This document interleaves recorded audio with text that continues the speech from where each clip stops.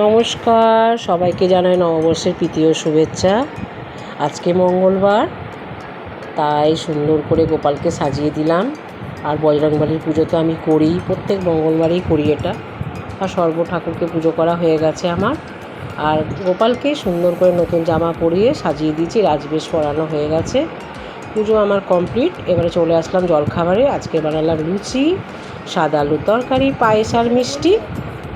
এবারে চলে আসলাম লাঞ্চে আমি করেছি পনির রেজালা। কীভাবে বানাচ্ছি আপনারা দেখুন। পনিরগুলো প্রথমে আমি একটু কেটে নিলাম, ডুমো ডুমো করে কেটে নিয়েছি। এরপরে আমি এগুলোকে সাদা তেলে ভেজে নেব। আর একটুখানি মশলা করতে হবে, যেটা হচ্ছে আমার চারমগজ বাটা, চারমগজ, পোস্ত আর কাজু। এটা আমি পেস্ট করে নেব প্রথমে, শুকনো জল ছাড়া এটা আমি পেস্ট করে নিচ্ছি। এটা আমি শুকনো একটু পেস্ট করে নিলাম, গুঁড়ো হয়ে গেল। এরপরে এর মধ্যে আমি কাঁচা লঙ্কা, টমেটো দিয়ে দিলাম আর জল দিয়ে দেবো। এটা সুন্দর একটা নরম দেখে একটা পেস্ট হয়ে যাবে। দেখুন, একটা সুন্দর পেস্ট হয়ে গেল।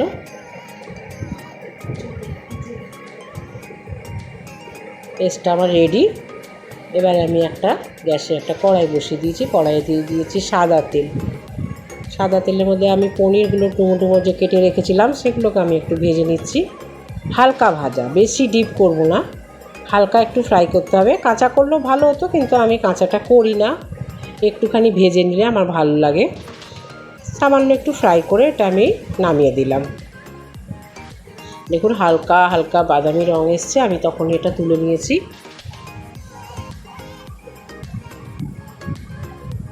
এরপরে আমি ফোড়নে দিয়ে দিলাম শুকনো লঙ্কা, তেজপাতা, গোটা গরম মশলা।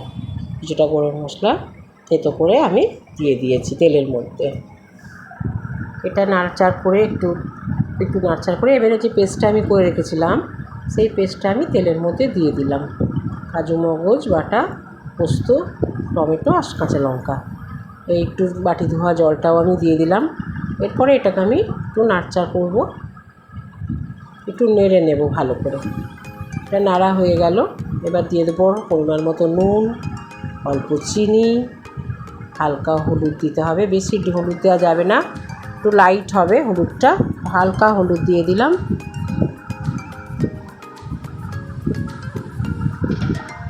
এবারে দিতে হবে জিরে গুঁড়ো, ধনে গুঁড়ো আর লঙ্কা গুঁড়ো, লাল লঙ্কা গুঁড়ো অল্প পরিমাণে। লাল লঙ্কা গুঁড়ো দিয়ে আবার একটু নেড়ে নেব ভালো করে। যতক্ষণ না তেল ছাড়ছে ততক্ষণ আমি নেড়ে নেব। তেল ছেড়ে যাবে, যতক্ষণ না তেল ছাড়বে সেভাবে আমাকে নেড়ে যেতে হবে, যেন তলায় না ধরে যায়। এরপরে আমি দেবো কসুরি মেথি, একটুখানি হাতে গুঁড়ো করে দেবেন। হাতে একটু ঘষে নিয়ে দিলে ভালো, গন্ধটা ভালো হয়। হাতে ঘষে আমি কসুরি মেথি দিয়ে দিলাম।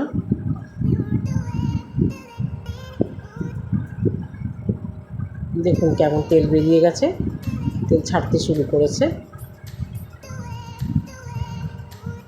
এবার দিলাম একটু কাশ্মীরি লঙ্কা গুঁড়ো অল্প পরিমাণে।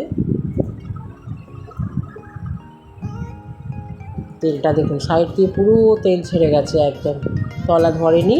এরপরে যেটা আমাকে দিতে হবে সেটা হলো দুধ। আমি এখানে কোনো জল ইউজ করিনি।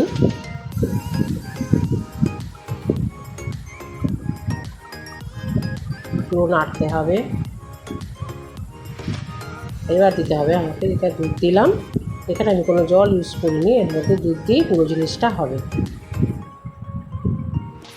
তাদের টুকরো করা ভাজা পনিরগুলো আমি ঝোলের মধ্যে দিয়ে দিলাম। এবার ওই 5 থেকে 7 মিনিটের মতন একটু হবে, তারপরেই আমি এটাকে ঢাকা দিয়ে রেখে দিলাম। 5 থেকে 7 মিনিটের পরে দেখুন ঘুরে এসেছি।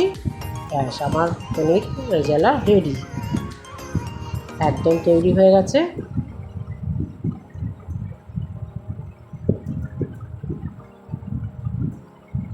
এবার যেটা আমি করব, এবারে আমি পোলাওটা আমি রেডি করে নিচ্ছি। আমি যতটা পোলাও চাল নেব তার ডবল আমাকে জল দিতে হবে। তো আমি 2.5 গ্লাস, এই ছোটো গ্লাসে 2.5 গ্লাস চাল নিয়ে নিয়েছি। চালটাকে ভালো করে ধুয়ে নিচ্ছি। চালটা ভালো করে ধোয়া হয়ে গেছে। এবারে আমি এটাকে একটা থালার মধ্যে শুকানোর জন্য রেখে দেব। এই মিনিট 20 মতন একটা বড় থালার মধ্যে ছড়িয়ে দিলাম চালটা। চারিদিকে মেলে মেলে ভালো করে পুরো দিকটাই যেন ছড়ানো হয়ে যায়, পুরো জল থাকবে না, সুন্দর করে ছড়ানো হয়ে গেল। ওই মিনিট 20 মতো আমি রেখে দেবো। দিলাম একটু আদা গ্রেট করে রাখা, একটু আদা দিয়ে দিলাম, দিলাম 1 চামচ ঘি। আর আমি পোলাওতে কোনো রং ইউজ করি না, আমি হলুদ দিই।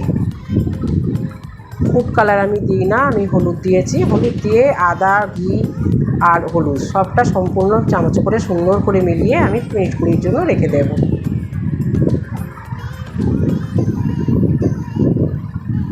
আর চাল দিয়েছি আমি 2.5 গ্লাস, তার জন্য আমি 5 গ্লাস জল গরম করেছি। যা চাল তার ডবল জলটা আমাকে হালকা গরম করে রেখে দিয়েছিলাম। এরপর একটা ডেকচির মধ্যে আমি দিলাম ঘি, 2 চামচ ঘি দিয়েছি। ঘিটা দিয়ে দিলাম। এরপরে যেটা দেব শুকনো তেজপাতা, গোটা গরম মশলা থেতো করা, আর দিয়ে দেবো কিছুটা কাজু কিশমিশ, পরিমাণ মতো কাজু কিশমিশ। একটু হালকা ব্রাউন কালারের এটা ফ্রাই করে নেব। এটাই হালকা হালকা একটু বাদামি বাদামি কালারে এসে গেছে। এরপরে আমি ছেড়ে দেবো। এতে আমার সেই শুকনো হয়ে গেছে, দেখুন চালটা পুরো ঝরঝরে হয়ে গেছে। এরপরে এই ডেকচির মধ্যে আমি চালটা, পোলাওয়ের চালটা আমি দিয়ে দেবো। এই মিনিট 5 মতন একটু নাড়তে হবে। কাজু কিশমিশ, ঘি, তেজপাতা, তেল আর আপনার চাল সম্পূর্ণভাবে সবটা নেড়ে উপর থেকে নিচ অবধি সুন্দর করে 5 থেকে 7 মিনিট মতো নাড়তে হবে। নাড়লেই দেখবেন একটা সুন্দর গন্ধ বেরোচ্ছে। এবারে পরিমাণ মতো নুন,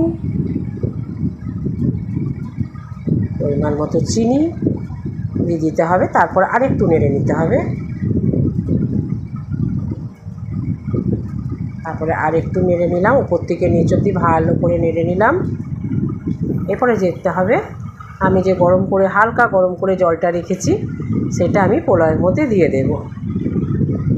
পোলাওয়ের মধ্যে আমি জলটা দিয়ে দিলাম। 2.5 গ্লাস চাল ছিল, 5 গ্লাস জল আমি হালকা গরম করে রেখেছি, এটা আমি দিয়ে দিলাম। এবারে আমি উপর থেকে দিয়ে দেবো 1 চামচের মতন ঘি। সুন্দর করে নেড়ে পুরো উপর মিক্স করে সুন্দর করে মিলিয়ে দিলাম। এবার দিয়ে দিলাম 1 চামচের মতো ঘি দিয়ে দিলাম।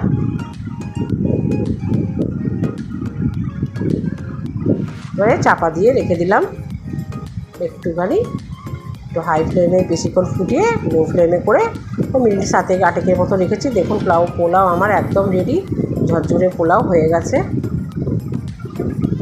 একদম পোলাও আমার রেডি, ঝরঝরে হয়ে গেছে। ঠান্ডা হলে একদম ঝরঝরে হয়ে যাবে।